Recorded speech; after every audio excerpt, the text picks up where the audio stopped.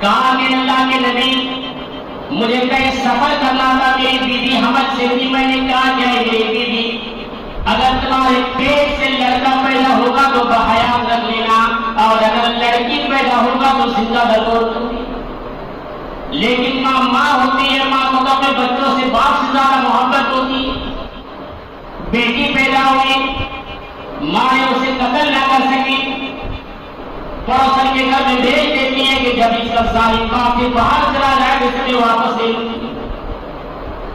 آخرکار یہی ہوا، جب وہ آئے کچھ دن کے بعد کہا کہ کیا حال ہے، بچے کہاں ہیں؟ کہا کہ ماں نے بہانہ بنانے کہ مرا ہوا بچہ پیدا ہوا۔ اچھا چلو کوئی بات نہیں۔ کچھ گھڑی کے بعد وہ لڑکی چلتی پھرتی اسی گھر میں قدم رکھتی ہے، حسین و جمیل خوبصورت بچی، اس مرد کو اس بچی سے بڑا پیار آ جاتا ہے، محبت آ جاتا ہے، اس کے ساتھ وہ کھیلنے لگتا ہے۔ ماں کے دل میں محبت جانے کے شاید یہ ساری باپ کے دل میں لڑکی کی محبت آ گئی۔ کہا کہ بچی بڑی اچھی ہے، کہا کہ ماں نے کہا کہ اگر اچھی ہے تو رکھ کیوں نہیں لیتے؟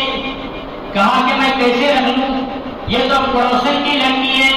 کہا کہ نہیں پڑوسن کی لڑکی نہیں، یہ تو تمہاری اپنی لڑکی ہے، میں نے تو بہانہ بنایا تھا، جھوٹ بولا تھا کہ کہیں تم اسے قتل نہ کر دو۔ اچھا میری لڑکی ہے، ساری باپ کے دل میں پھر جاری ہو جذبات رکھا۔ لیکن اللہ کے رسول معاشرے میں یہ بات پھیل گئی، لوگ کہنے لگے کہ ارے لڑکی کا باپ ہے، ایک دن تو لڑکی کا اس لڑکی کا باپ ہے اور تیرا بھی داماد ہونے والا ہے۔ مجھے سماج اور معاشرے کے لوگ اتنا مجبور کر دیا کہ میرے دل کے اندر لڑکی کی نفرت پیدا ہونے لگی۔ میں نے اپنی بیوی سے کہا کہ اسے غسل کراؤ، اسے نہلاؤ، اچھے کپڑے پہنا لو، آج میں اسے ابتدا کر کے تخمینہ کو رہا نہ گیا۔ نظر پھرا اپنے شوہر کی قبر کی طرف، پھر اپنے بیٹے کے ہاتھ کی انگلی کو چھڑاتی ہے اور وہ آمینہ بھاگتی ہوئی اپنے شوہر کے قبر کے کنارے آ جاتی ہے۔ جیسے وہ اپنے شوہر کی قبر کے کنارے کھڑی ہوتی ہے، وہاں بہوشی کی تاری ہوتی ہے، اسی مقام پر آمینہ کی دم گھٹ جاتے ہیں، یعنی آپ اس دائرے پانی سے کوچ کر جاتے ہیں۔ میرے بھائی ذرا غور کرو، ابھی میرے نبی صلی اللہ علیہ وسلم کے یہ بچپنا کا دور ہے۔ باپ کی قبر کو دیکھا تو آپ کی آنکھوں سے آنسو نکلے۔ اسی اشنا میں کچھ ہی گھڑی کے پل میں ماں کی دم توڑ دیتی ہے۔ کیا گھڑی کا عالم نہ ہوگا؟ باپ کو گزر گئے تھے پیٹ کے اندر، یا ماں کا سہارا تھا، لیکن ماں بھی آدم توڑ دیتی ہے۔ لوگوں کو خبر ہوتی ہے، آپ اپنے جگہ عبد المطلب کے سپرد کیے جاتے ہیں۔ جب ان کے ڈیڈ باڈی کو اٹھایا جاتا ہے آمینہ کی، اس وقت سارے محلے والے، سارے لوگوں کی نظر اس معصوم بچے پر تھی۔ آپ کے پیچھے پیچھے آ رہے ہیں، دلوں کی عقل کم ہے، بچپنا کا دور ہے، سارے لوگ آمینہ کی گزر جانے پر غمگین ہیں اور یہ فکر کر رہے کہ اس بچے کا کیا ہوگا۔ ایک تو باپ بھی گزر گیا ہے، ماں بھی گزر گئی، لیکن جب لوگ آمینہ کو مٹی دے رہے تھے، محمد صلی اللہ علیہ وسلم اپنے ماں کے قبر کے کنارے کھڑے تھے۔ سارے لوگ مٹی دیتے جا رہے ہیں اور مٹی دیتے دیتے لوگوں کی نظر محمد کی نظر پر پڑ رہی ہے، اور لوگ ایک اور فکر کر رہے ہیں اور یہ افسوس کر رہے ہیں اور یہ غمزدہ لائق ہو رہے ہیں کہ معصوم سا بچہ، یہ چھوٹا سا بچہ ابھی یہ دنیا کے یقین ہو چکا ہے، اس بچے کے بارے میں غور و فکر کر رہے ہیں۔ جب لوگ غور و فکر کر رہے ہیں، آپ کی نگاہیں ماں کی قبر کی طرف ٹکی ہوئی ہے، آپ ماں کی قبر کو دیکھ رہے ہیں اور آپ کے آنکھوں سے زاروں قطار آنسو نکل رہے ہیں۔ اس موقع پر بھی میرے نبی صلی اللہ علیہ وسلم کی آنکھوں سے آنسو نکل رہے ہیں۔ آخرکار آپ اپنے دادا کے سپرد کیے گئے عبد المطلب، کچھ دن کے ساتھ رہا، کچھ دن کے بعد نکاح میں رخصتی کا وقت ہوتا ہے،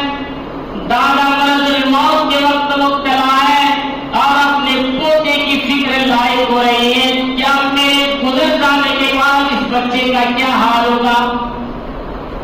آخرکار رب کو یہی منظور تھا، دادا جان فکر کر رہے لیکن عرش والا وہاں مسکرا رہا ہے اور یہ کہہ رہا ہے کہ اے عبد المطلب تمہیں اس بچے کے بارے میں فکر کرنے کی ضرورت نہیں ہے، اگر تمہارا ٹائم آ رہا ہے، تمہارا وقت آ رہا ہے تو تمہیں تو کوئی روک نہیں سکتا ہے، لیکن یہ وہ بچہ ہے جو آگے چل کر کے سید اولاد آدم بنایا جائے گا، یا یہ وہ بچہ ہے جو تمام جہان والوں کے لیے رحمت للعالمین بنا کر کے بھیجا گیا ہے، یہ سارے جہان والوں کے لیے آخر نبی اور خاتم النبی بنا کر کے بھیجا گیا ہے، تمہیں اس بچے کے بارے میں غور و فکر کرنے کی نہیں ضرورت۔ اشوارا چکھا کا انتظام کر لیا ہے کہ اس کی پرورش کیسے کی جائے گی۔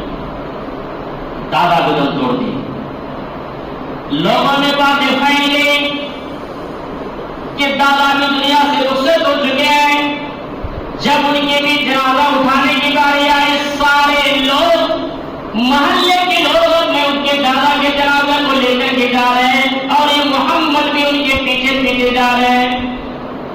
جب ان کو قبر کے اندر دفنایا جا رہا ہے، محمد بھی بغل میں کھڑے ہیں اور سارے لوگوں کی نظر اس معصوم بچے پر پڑی بھی ہے کہ ماں بھی گزر گئی ہے، دادا بھی گزر گئے ہیں، اور اس وقت محمد صلی اللہ علیہ وسلم اپنے دادا کی قبر کو دیکھ رہے ہیں اور آپ کے آنکھوں سے آنسو نکل رہے ہیں۔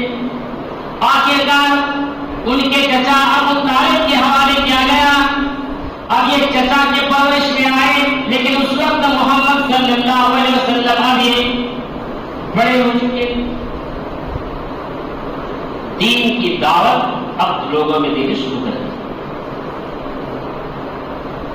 ایک دن کا عالم ایسا تھا کہ اسی مکے کے کافر آئے اور آ کر کے کہنے لگے کہ اے ابو طالب، تمہیں تمہارے بھتیجے کو روک لو، یہ حق گوئی کا اعلان کر چکا ہے، میرے بھائی ذرا غور کرنے کی ضرورت ہے، یہاں قریب تعداد ہے، لیکن آپ حق گوئی کے اعلان کر رہے ہیں، لوگوں کو دین کی دعوت دے رہے ہیں، دین کی تبلیغ کر رہے ہیں، دین کی باتیں لوگوں کو سمجھا رہے ہیں، لیکن کافروں کو یہ خدشہ ہوا، ڈر ہوا کہ ان کی باتوں سے لوگ دور ہو رہے ہیں، شوہر بیوی سے الگ ہو رہے، بیوی شوہر کو چھوڑ رہے، بیٹا باپ سے دور ہو رہا ہے، ان کو یہ ڈر لاحق نہیں، وہ بھاگتے مکے کے کافر آئے اور ان کے چچا ابو طالب سے کہا کہ تمہیں اگر اتنے بھتیجے پالنے کے شوق ہے تو تمہارے بھتیجے میرے حوالے کرو، ان کے بات کرنے کا انداز دیکھو،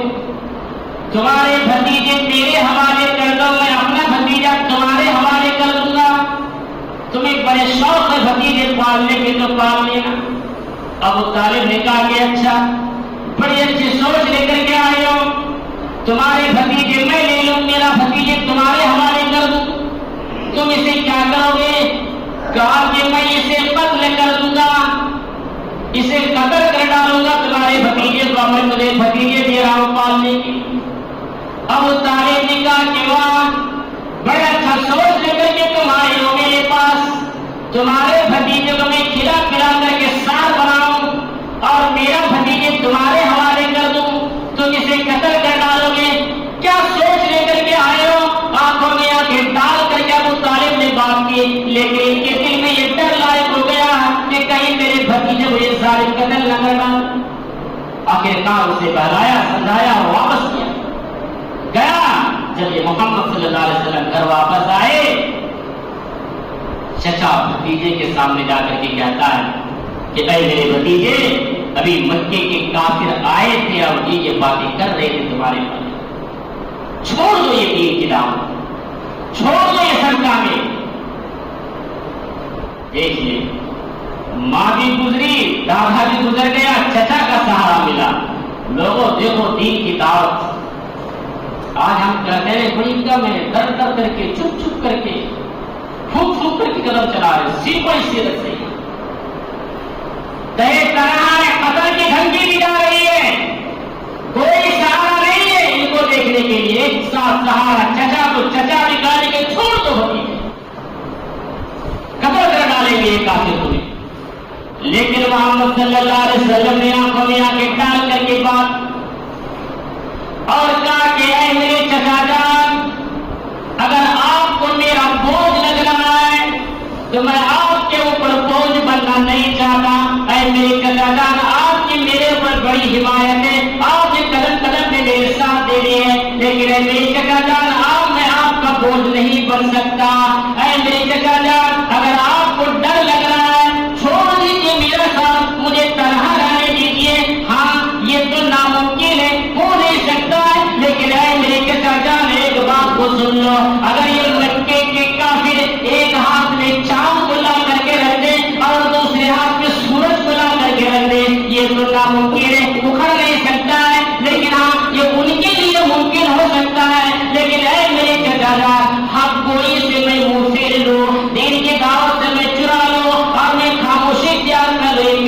ناممکن یہ ہو نہیں سکتا.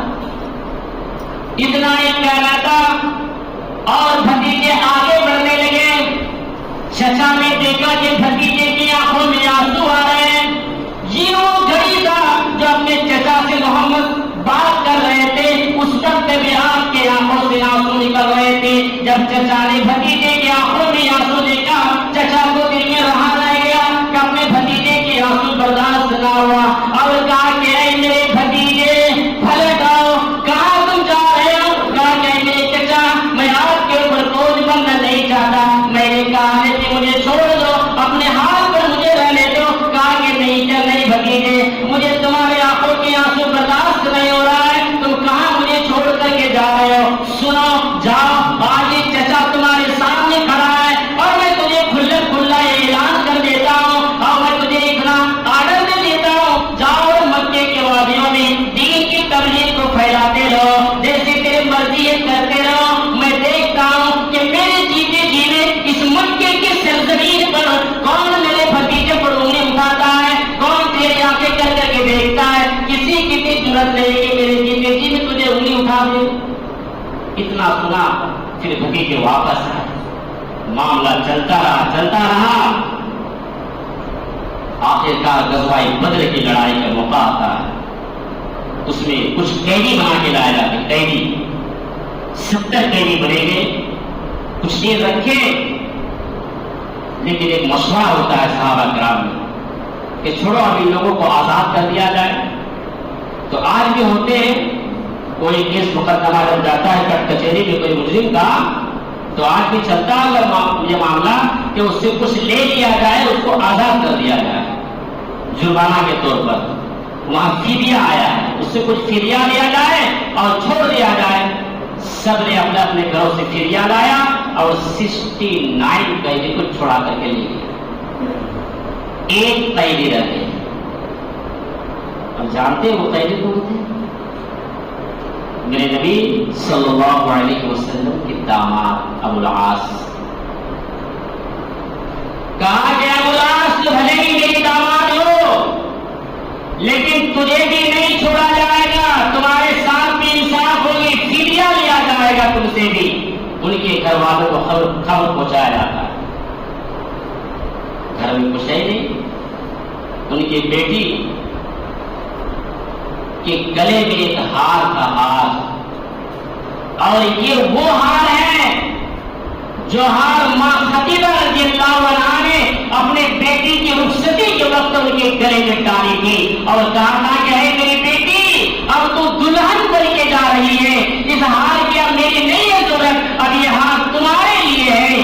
لیکن محبت نے جب دیکھا کہ رومال میں لپیٹا ہوا ہے، کہا کیا لائے؟ کہا کہ آپ کی بیٹی نے یہ دیا ہے. جیسے ہی رومال کو کھولا گیا اور دیکھا کہ اس میں لپیٹا ہوا ہار ہے، ہار کو دیکھتے ہی مرغی مچھلی کی طرح مچلنے لگے اور زار و قطار ہونے لگے. یہ وہ موقع تھا جب میرے نبی نے اپنے بیٹے کی بھیجی ہوئی ہار کو دیکھا تو اس وقت بھی آپ کے آنکھوں سے آنسو نکل رہے تھے اور آپ زار و قطار ہو رہے تھے اور کہہ رہے تھے اے میرے صحابہ، میرے اندر اتنی ہمت نہیں ہے، اتنی جرأت اور طاقت نہیں ہے. میں نے اپنے آنکھوں سے دیکھا ہے کہ میری بیوی خدیجہ نے اپنے ہار کو اتارا اور میری بیٹی کے گلے میں ڈالا ہے. میں اپنی بیوی کی دی ہوئی نشانی کو میں لے نہیں سکتا، میری اتنی ہمت نہیں ہے. اگر تم سب کا مشورہ ہو تو انہیں چھوڑ دیا جائے، ایسے ہی ان سے کوئی فدیہ نہ لیا جائے. سب سارے کے سارے صحابہ نے دیکھا کیا مرغے مچھل کی طرح مچل رہے ہیں، تڑپ رہے ہیں اپنی بیوی کی نشانی کو دیکھ کر کے. سب نے کہا کہ اللہ کے رسول چھوڑ دیجئے، ہم سب کا یہی رائے ہے ان سے فدیہ نہ لیا جائے. کیا سیکھے اس واقعے سے؟ سبق یہاں یہ ملا، جو لوگ دو نکاح کرتے ہیں 3 اب پہلی بیوی کو ترجیح نہیں دیتے اور دوسری بیوی کو لے کر کے پڑے رہتے ہیں. ان سے سیکھو کہ محمد کو اس بیوی سے کتنی محبت تھی کہ اس